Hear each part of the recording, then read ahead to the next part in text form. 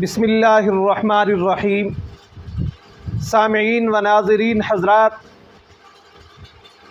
میرا یہ دعویٰ ہے کہ یہ اشاعت التوحید و سنہ والے جو ہیں یہ نہ اہل سنت والجماعت ہیں اور نہ ہی یہ دیوبندی ہیں۔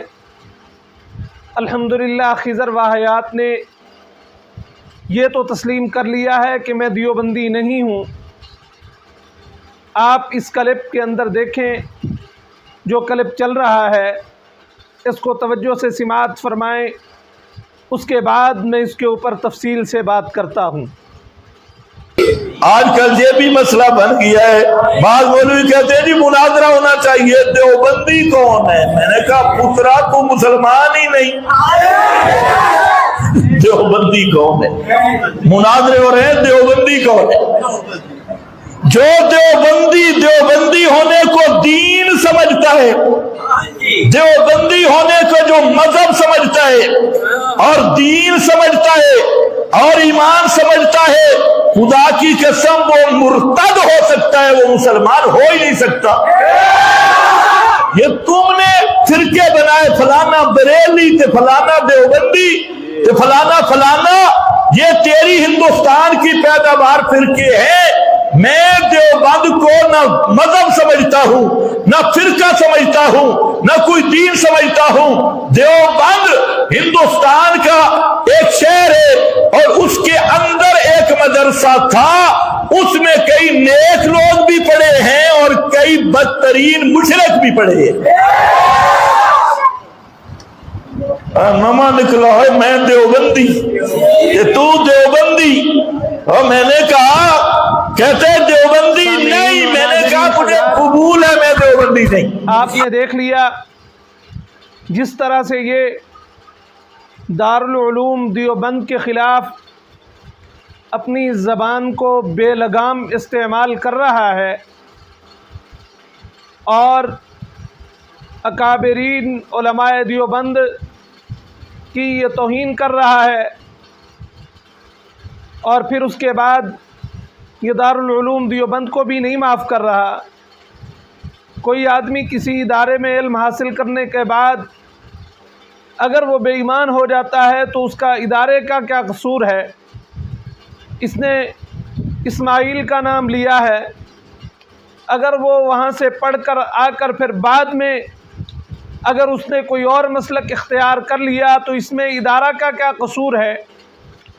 اور پھر اس کے بعد اس نے یہ بھی تسلیم کر لیا کہ میں دیوبندی نہیں۔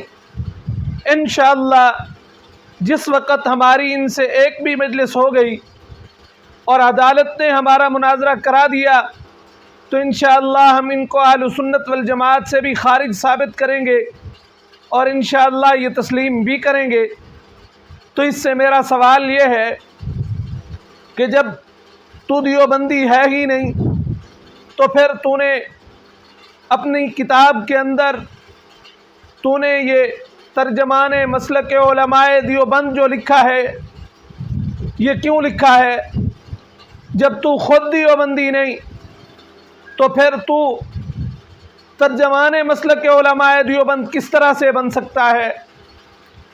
تمہاری جماعت جس کا نام تم اشاعت التوحید و سنہ لیتے ہو وہ اشاعت التوحید نہیں، وہ اشاعت التوہین ہے، وہ توہین ہی کرتے ہیں۔